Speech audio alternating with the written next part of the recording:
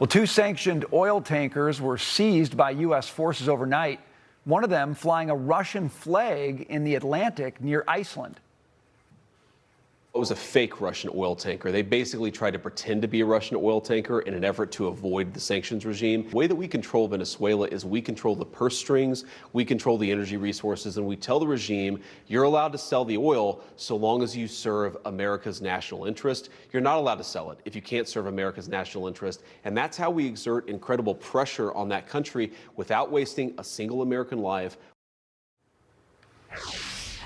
This is all about energy. President Trump announcing that the U.S. has secured between 30 and 50 million barrels of oil that is in storage offshore and onshore that is of sanctioned Venezuelan oil. The president set to break bread with oil executives on Friday alongside Energy Secretary Chris Wright to discuss plans to get that country's oil industry back and pumping again. Congress was briefed on the situation earlier today by Trump officials. Kansas Senator Roger Marshall was there. He joins us now. Senator, thanks for being with us today.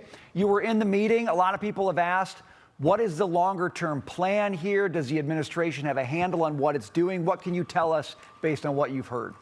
Yeah, I think, well, first of all, that Marco Rubio is wicked smart. He laid out a plan in great detail to us. Now, I can't share you the specifics of that plan. It was a top secret meeting. But I think if we stay focused on what the goals of the president are, number one, we want to stop the flow of drugs into America. Next, we want to increase the flow of oil out of Venezuela. And number three is we want to make the Americas safe again, that we don't want China controlling all those oil reserves. We don't want China in the Panama Canal. We don't want China building a naval base next to Cuba. So I think that if you think about that plan, the whole key to this working is the quarantine of Venezuela and how we're going to control that oil, which is going to control the cash flow. Look, Venezuela has a significant liquidity problem right now. They won't be able to pay their trash patrol, their police officers, anything like that. So the quarantine of the oil is the key to their future prosperity and their security. Our role is to level the playing field and to bring safety and security,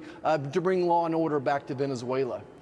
Here's what Chris Wright, the Energy Secretary, said earlier today, and he was crystal clear. He said, we're going to market the crude coming out of Venezuela. First, this backed up stored oil, then indefinitely going forward, we will sell the production that comes out of Venezuela into the marketplace. We will have the U.S. as the supplier of gluten that has come down there to enable that production. But essentially, the U.S. will control not only the sale of the oil, but also the money. He added that they plan to send it back to the Venezuelan people. But where does this leave the United States? And what does all this mean?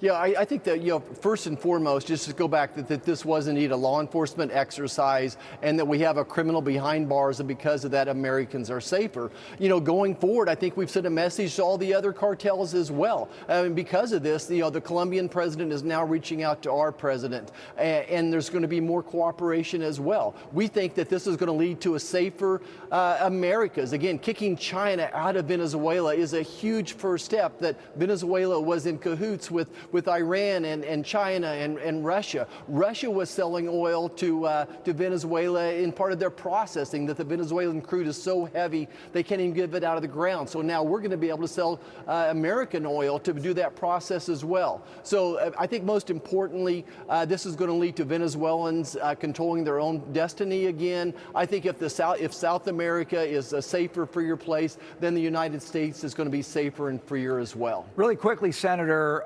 Special Forces, American Special Forces seized two oil tankers, okay?